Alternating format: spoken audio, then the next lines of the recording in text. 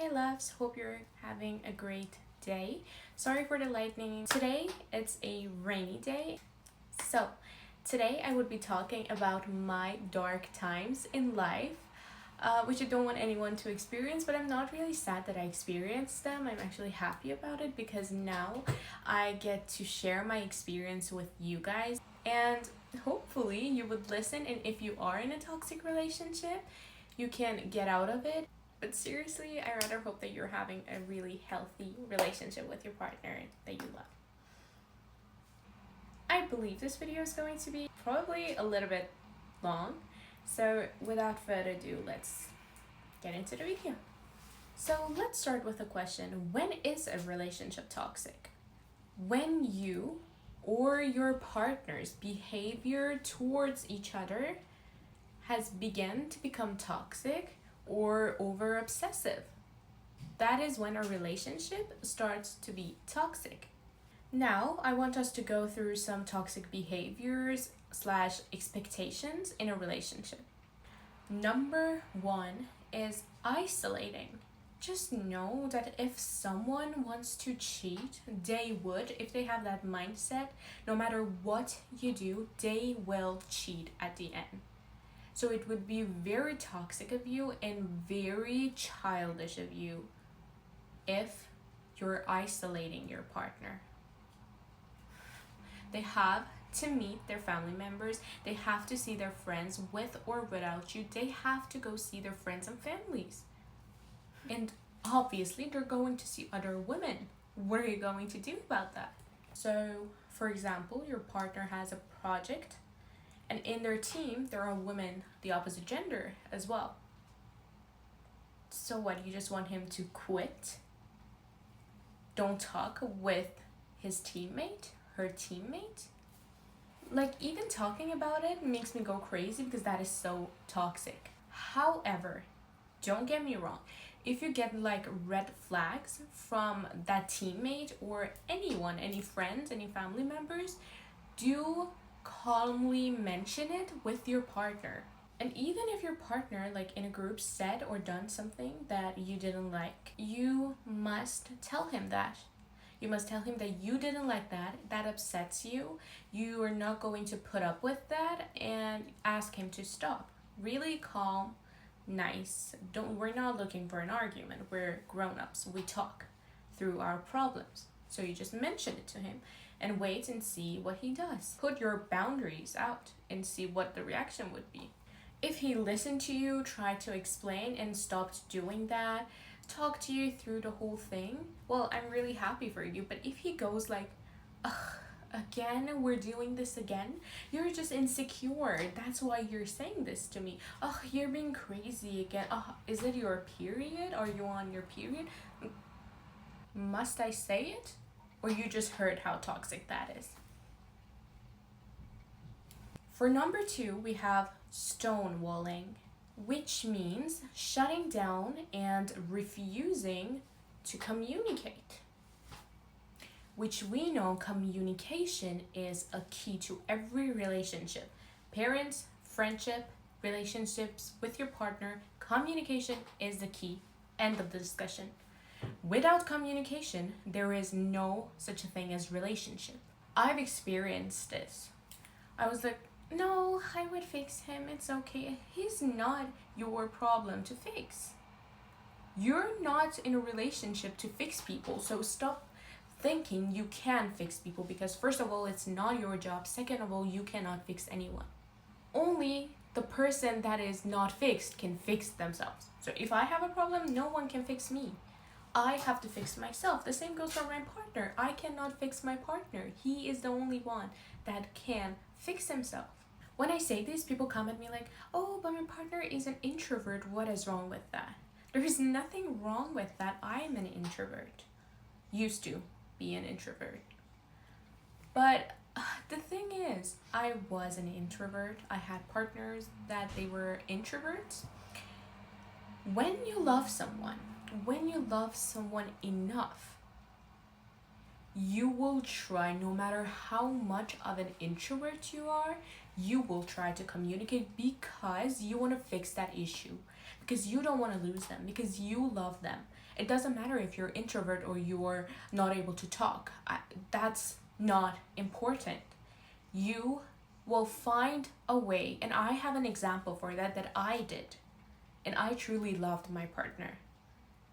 I really did. I have an example for you. You will truly find a way to communicate. So I was with my partner in the car. He was driving. I was sitting next to him. We were arguing. When we were arguing, he pulled over. He was like, we have to fix this because I don't want to ruin this relationship.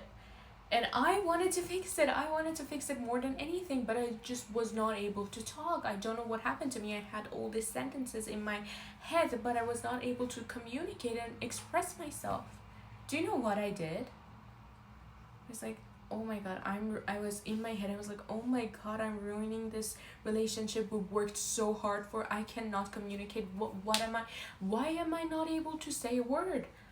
I took my phone, I wrote down everything on my mind, and I gave the phone to him. He read it, and then we talked. Then I was able to communicate again. I found a way that I could have expressed myself. So if someone really loves you, loves the relationship, if they truly wanted to, they would. This is literally the sentence for the situation. If they truly wanted to, they would. If he just shuts down and do not communicate with you, goes several days without texting you, girl, get out of that relationship. You deserve better. Okay, moving to number 3, we have blame shifting. I hate this one. Honey, if your partner is not even mature enough to take responsibility for an action they did, you must get into the car with them, drive to the nearest kindergarten and leave them there. that is like so stupid. Literally, whoever does the blame shifting, don't think that you're smart that you can shift the blame that you did for an action that you did to someone else. You're really stupid and very pathetic. Why are you even in a relationship with such a thing? Moving to number 4, we have being independent. Now, what I mean by that is no matter how much your partner makes, okay, you need to be physically, mentally, financially independent. It's up to you if you want to do like a 50-50 relationship or a man has to pay. That is like a really personal thing. Each person is different. I do not get into that. You need to be independent. Because if you are not independent in all those ways, somewhere later you are going to enter a toxic relationship. And you're going to hear things which I don't want to mention that are not good for you mentally. So please be independent. You have no idea how much being independent helps with your relationship and helps with how the guys treat you. That's like a whole different video if I want to talk about it. So for now, just know that you need to be independent. You give more than you get. That will turn a relationship toxic if it's not already toxic. Because you might think with yourself, okay, now it's like this, but when I give more, he's going to give more, so I'm going to get more, give more, equal that. No, that's not going to happen. You know what will happen? You will start to act like his mom or an ASF girlfriend, which he will cheat on with other women that don't act like you. They don't give them as much as you do. And you're like, I did everything for you. How can you leave me for her? That's exactly the problem, honey. You should not give more. Don't give them too much, because then you're going to lose everything.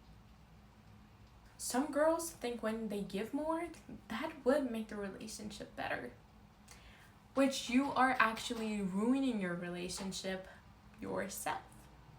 I'm not telling you to cut communication, because that's literally, I said, a key to a relationship. I'm just saying, don't overdo it. And there are way more behaviors, but I think I covered like the most important and obvious ones. And let's answer how we can end a toxic relationship. So first thing you do, you analyze. What does that mean? When you find out that your relationship is toxic, you have to figure out why. What was the things that you asked for and didn't get? What were the bare minimum things that you believe that your partner had to give it to you and he didn't or she didn't? Move on to step 2, which is writing down what is it that you truly want from a relationship. This is my favorite part. You realize your worth and set up new boundaries for yourself. You also set up boundaries for your next relationship and how to choose your partner. I love this. And the final part, you explain everything to your partner. Thank him or her for everything good, everything bad. No, you may be like, what is there to thank? I was in a toxic relationship. Well, he just helped you find your worth. He helped you find new boundaries.